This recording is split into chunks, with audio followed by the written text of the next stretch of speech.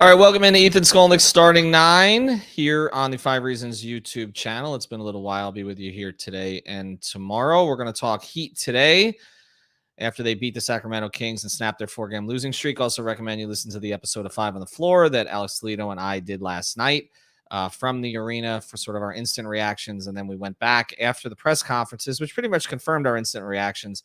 But we got into a little bit more depth. Also, make sure you're subscribed to our Off the Floor feed. That is our subscription feed with additional content, sort of insider content. I get a little looser on there. So does Greg, as far as stuff that we hear than we would on Twitter. So it's definitely worth it. Check it out. It's $3.05 a month. But the first week is free, so you can check it out on a trial basis. And I will tell you more about it on my Twitter feed, 5 Reasons Sports, but it's called Off the Floor. And it's just a real easy sign up. All right, we're going to tell you about our sponsors today. The first one, You Break Wheel Fix. They're based in North Miami, and they can help you with just about anything with your wheels. Okay, so they can fix them. Repairing, I mean, that's easy for them. They also do all the custom colors for you. 305-748-0112.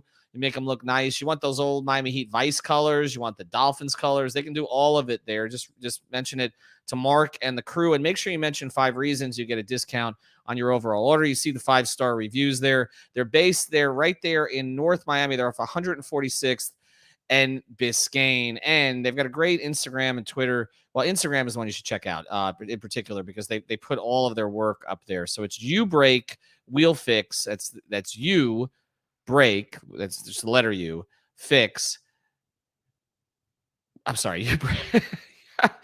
Long night. You Break, and I just did 30 minutes on the Defo show. YouBreakWheelFix.com. That's YouBreakWheelFix.com. You can see the more than 5,000 custom colors. All right, let's get to it.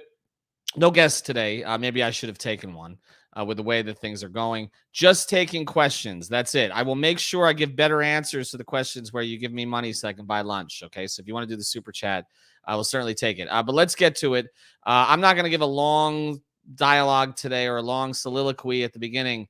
This is going to be more of a dialogue, actually. All right, snap us. Let's get to it. How interesting would it be to hypothetically have Jimmy at center and shooters around him? It would be interesting for the other team's offensive rebounding. They're not putting Jimmy at center. We have discussed the idea of putting him at the 4.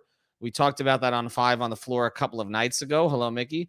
We talked about putting Jimmy at the 4, and it was done last night for I think about a 7 or 8 minute stretch with more shooters around there with Bam and Jimmy together. This may be the way to unlock the Bam-Jimmy lineups, which have not been great this season. You would think in the third year together, the 2 core players in the franchise would produce more when they're out there, but they haven't, at least not offensively. And one of the reasons is because you've got 2 non-spacers at the 3 and at the 5, and then you've got a guy in PJ Tucker who, until he made a 3 last night, I couldn't remember the last one, which means you have another kind of non-spacer on the floor. And so you're relying completely on your backcourt to create that space. At least if you put Jimmy at the 4, you can get an additional shooting option out there. It seemed to work last night, but I'm going to couch everything with this. That wasn't even the full Sacramento Kings. I mean, this is a team that hasn't made the playoffs since 2006, and they didn't have their 2 current core players in Sabonis and Fox. So, I mean, they're pretty much the Stockton Kings. So it was a scrimmage game to kind of see how some of this stuff was going to work. I don't necessarily think it's going to work as well on this 3-game road trip that they have coming up, but they needed a game like that to at least get back on course and for Eric to see how certain things looked. All right, do we have another question? Manny, you can anybody throw up the questions. How can the Heat win a championship from Ron? Here's the thing about this team. This is not an overwhelmingly talented team. Like, this is not the big 3 in 12-13 or 11-12 where you're just kind of like, I just get there, and then these guys are so good that they'll figure it out. They'll have one of these, 21-6 runs to put a game away. I mean, they even did it in the first year. They didn't win a championship. Like the year up, that when they won up in Chicago. They finished. I had written a column about, how they were going to have to go back to Miami to close it. And then LeBron and Dwayne went nuts in the last 3 minutes of the game in the United Center. This is not that kind of team. This team has to be, the pieces have to fit. They have to be operating. Now, they don't need all their players. We've seen that. They're actually better when they don't have all their players. But they need to know what their roles are. They need to be connected offensively. They need to be moving the ball. They need to be moving their bodies. Defensively, they need to be locked in that way to execute all the switching that they do. They are not overwhelming. They don't have a top 10 player, okay? We can argue where Jimmy is, but he's not top 10, okay? Maybe top 15.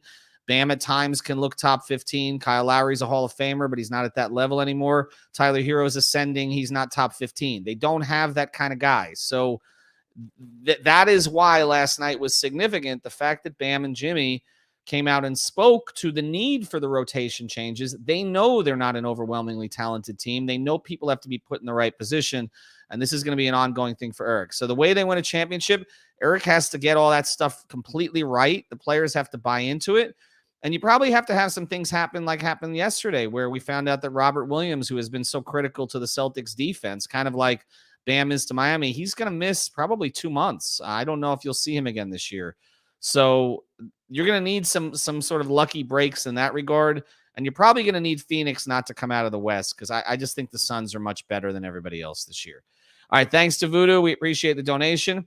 Is it okay to say that Heat can only lose one of their remaining games to maintain momentum going into the playoffs? I think it depends, Voodoo, which they lose. Here's the thing about this. They've got 48 wins. Their number in Vegas this year was 48.5. If they win their 3 games the rest of the year, they'll win 51 games. Anybody before the season would have taken 51 wins.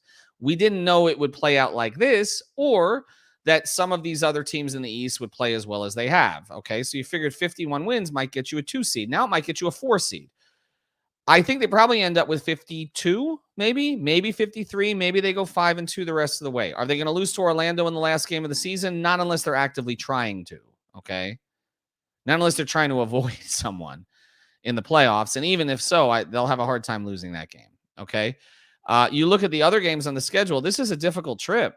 I mean, you're starting in Boston. The Celtics rested everybody, obviously, but Robert Williams yesterday. They will probably all play tomorrow, especially because, if you look at their situation, they actually went to overtime. So some of these role guys played a ton of minutes. I would expect Tatum and Brown to be back.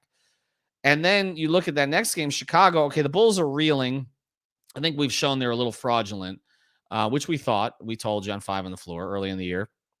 But it's not easy to win in the United Center on a Saturday night. It's going to be a tough game. And then in Toronto, that's a team that gives Miami problems with their length. They have all season, and that's a tough building, and the Raptors are playing for something. I mean, if you have a 2-1 trip here, you take it. Then you look at some of the rest remaining games. I have to look a little more closely at who they're playing. I know the Orlando game. They've got a Charlotte game, I believe, and I think they have an Atlanta game, right? They would definitely have a Charlotte game. Charlotte, you would figure they would handle, but they've struggled at times against Charlotte also when Charlotte gets its shooting going. So I think they need to go 5-2 down the stretch. I think if they go 5-2 down the stretch, I think people will feel a lot better about where they're at. I think it will secure at least a 2 seed, and I think you just roll it from there. And you hope Brooklyn doesn't end up in the 7. All right, do we have another question? Do you really think Cal can't get by, or is choosing not to drive and score, Nadir? I think he can't get by. I think he's choosing not to shoot sometimes.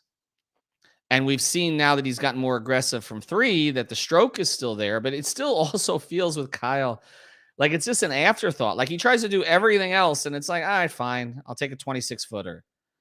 But I think he gets in the lane like Dwayne got in the lane at the end. Like he can get there, but if a second defender comes, he's not getting by that guy too. And so I think he makes a calculated decision. Okay, I'm going to pull up. He kind of gets into the paint, and then he does this thing where he's kind of looking around to see who to go to. And I trust him doing that more than anybody else in the team.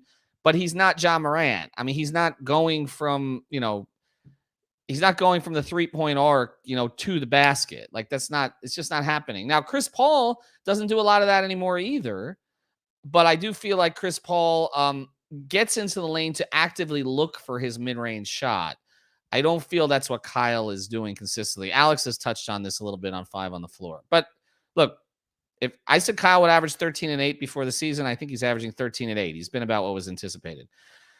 Johnny, is Wednesday's game a must-win or at least a litmus test? It's a must-win if you want the 1 seed, I think.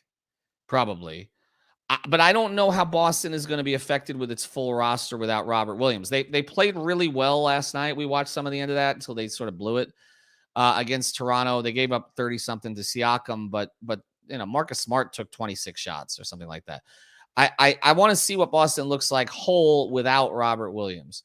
But I do think you would lose the tiebreaker to Boston. And obviously you'd fall another game behind him in the standings. It's an important game. I mean, there's no question. But I just think overall they need to go 2-1 on this trip. I mean, that's where I'm at with it. Litmus test.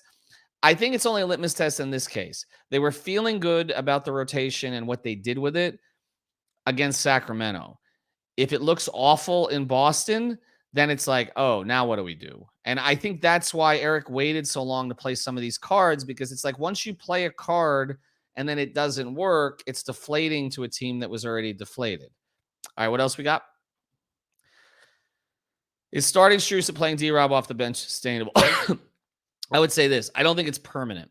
But I do think based on Eric's comments last night, I think he's going to stay with it here for a little bit and see how it goes.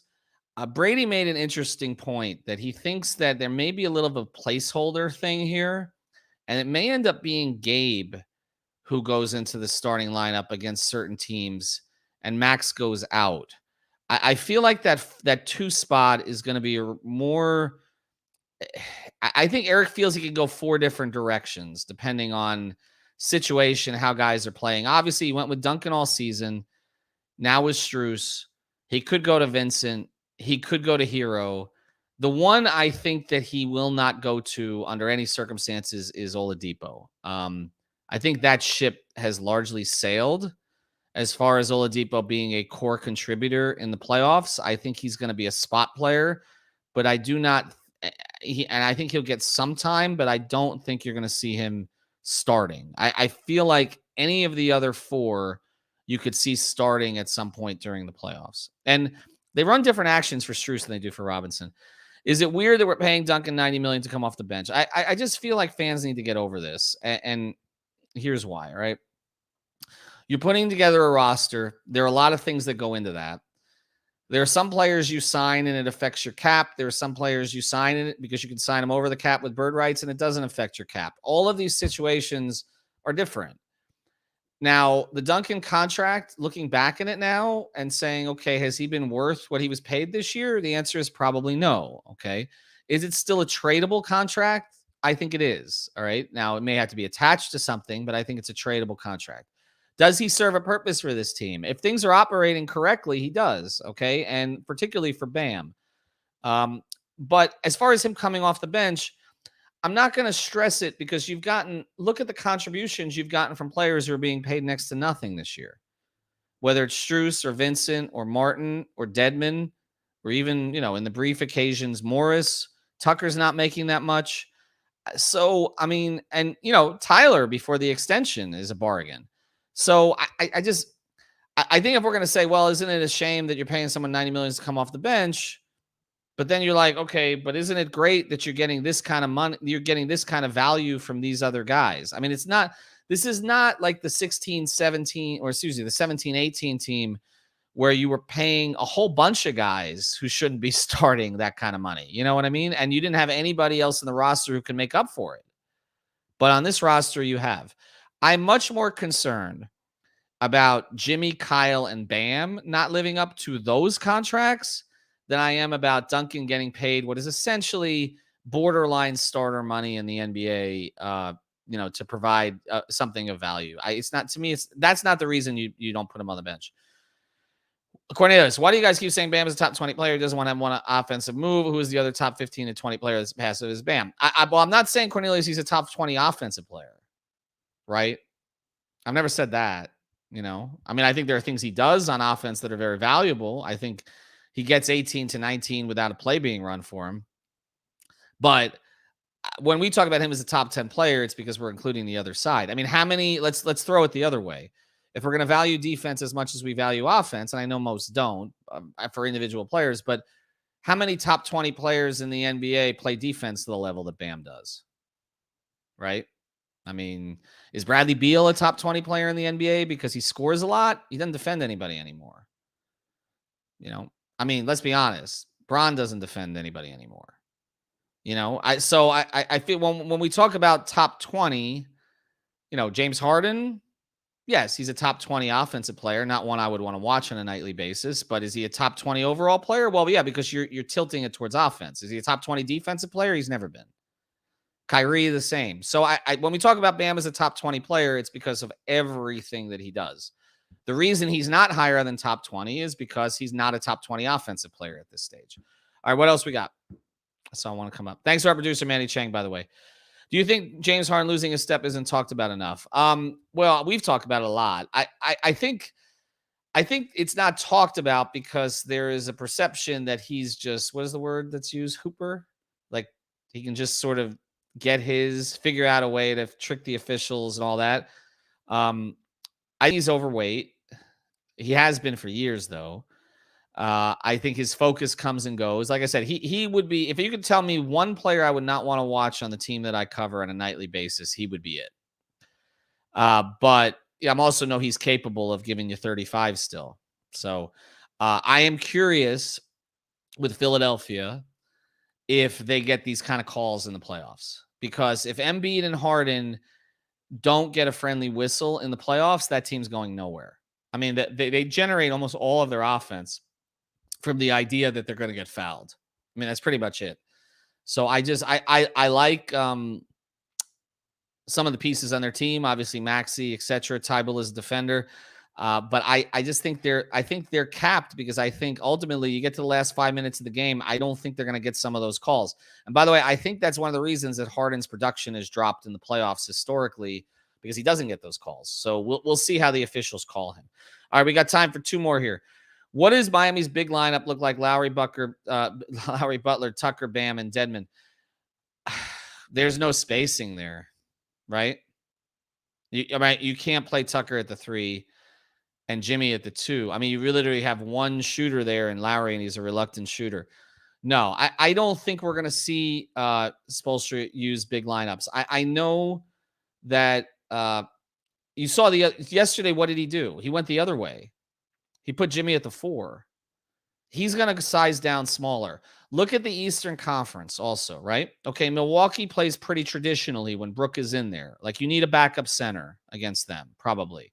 Although, they run Bobby Portis as sort of their starting 4 backup 5. So maybe you don't. Okay, maybe you can play Markieff Morris off the bench against them. The Nets, you don't worry about any of their bigs. I Drummond decided the other night, you don't worry about any of their bigs. You're not going to size up to play the Nets.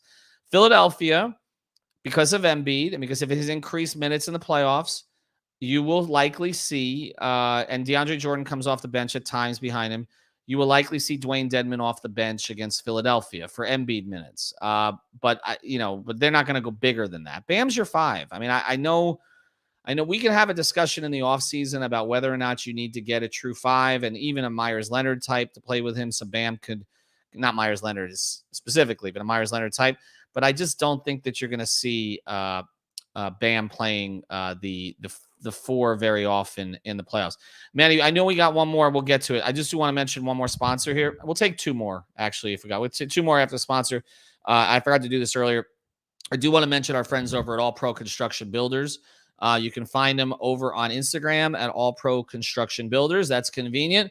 And you can see all the work that they do if you go to Instagram. Our Instagram doesn't pop up so great out of here, but make sure you're checking them out. This is a family-owned business down here in South Florida. You should reach out to Danny because we know here, okay, the hurricane season is always around the corner, right? No matter what month you're in, you got to worry about this down the road. It's better to do it now, okay, than when the wind's blowing, all right? So check them out at All Pro Construction Builders. You mentioned 5 Reasons, you get a 10% discount. They service Miami-Dade, Monroe, but also Broward County, and they use locally made American products here. Competitive pricing, but also quality service. Reach out to Danny at 305-484-4429. That's 305-484-4429. Get the impact windows, okay, for sure. If you got a family, make sure they're taken care of. You don't be running to a shelter at the last minute because your house is blowing away. Okay, so check them out at All Pro Construction Builders here in South Florida. And yes, they do service Broward, Monroe, and Dade. All right, we got 2 more here, Manny, and then we'll finish this one up.